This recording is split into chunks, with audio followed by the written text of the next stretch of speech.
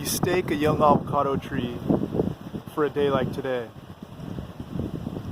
when the Santa Ana winds are gusting up to 50 miles per hour.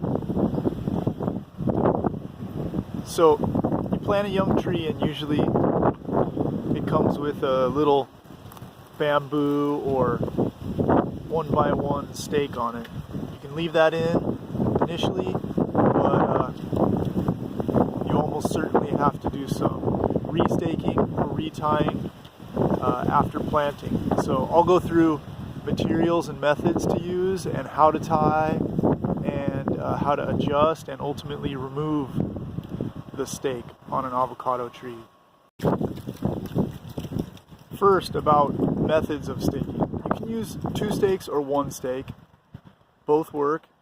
This is a little tree that I've tied to 2 small bamboo stakes, but I also put a large 2x2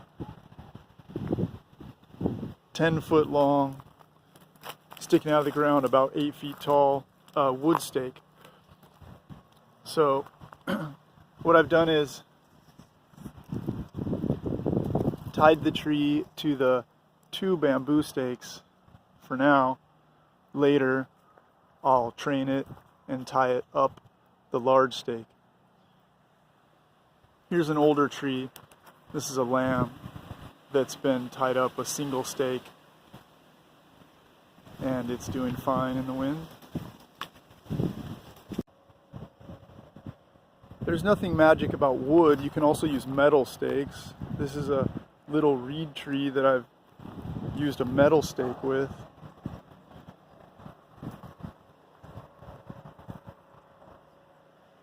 The only downside with metal stakes is that they tend to have a wide anchor or barb at the bottom, and when you remove them, they tear out some of the roots. But the positive, the advantage of a metal stake is that it doesn't rot at the base like a wood stake does. So where to tie the tree and what to tie it with. The easiest thing to use is this type of green nursery tape. I would use the wider kind, about 1 inch wide, rather than the narrow kind. You can use other things like any kind of plastic or cloth. You just don't want it to be so narrow that it cuts into the little tree's trunk. So the wider the better, really. And where to tie it. How high up do you need to tie the tree? You want to kind of gauge how floppy it is and tie as low as possible but as high as necessary. So I've just tied this little tree in one place about halfway up, because as you can see, the top is not so floppy and it's standing up on its own. But if the top were very floppy, then I might need to make an additional tie up here. But you don't want to tie higher than is necessary, because you want that tree to flex as much as possible in the wind so that it strengthens and remains strong. Unfortunately, what you can't do is just stake and tie a tree up once and leave it. You've got to continually be adjusting the ties and often tying the tree up higher and higher. So this is a Hass tree. It's almost a year old, and it's on a single wood stake that's about 5 feet tall. But I've had to tie it higher and higher onto the stake to keep it growing upright. Is that 5 foot tall stake high enough? Maybe. Ideally, I would use a 6 to 8 foot tall stake. That should be high enough. Anything lower possibly isn't high enough, and you have to end up not tying the tree as high as you'd like. For example, here's a holiday tree. Holidays are so floppy and they just want to crawl along the ground. And you probably want like an 8-foot tall stake for a holiday, or at least 6. This one has a 5-foot tall stake, and it's still just flopping over at the top because holiday is like that. There's the top of the stake there.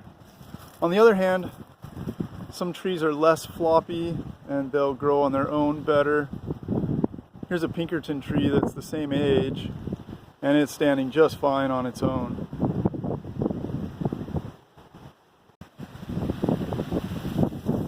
So you have to be continually checking the stake and ties and adjusting and tying higher up. And as I've seen on this tree, the tie has broken in the wind. And luckily the tree's strong enough that it hasn't snapped in the wind, but I'll need to retie that tree. For how long do you need to keep doing that, and when can you remove the stake on a tree? It all depends. Every tree is different. This is a Nabal. This next to it is a Carmen. They're the same age, but this Carmen I've been able to remove the stake on already, and it's standing up just fine on its own. So it depends. Every tree is different. It could be just 6 months. It could be 4 years until you get to remove the stake on a tree. The last thing I'll note is just not to be in a rush to take the ties off or take the stake out. I think that's the main thing I've learned over the years. And also to train your tree, not just rely on the stake, but do some pinching and some pruning along with your tying to the stake. This is a young Helen tree, and it's doing okay. It is staked though, and I can see that it needs a little bit of pruning. Probably next in the late winter or spring, I'll do a little pruning on the sides so that it's a little more balanced. It's got a stake back here that you can see. It's outgrown the stake, but I'm leaving it tied to the stake until I do a little extra balancing of the canopy so that it can hold some fruit without falling over in a wind like we have today. It can stay off the ground and not snap. That's the purpose of staking an avocado tree.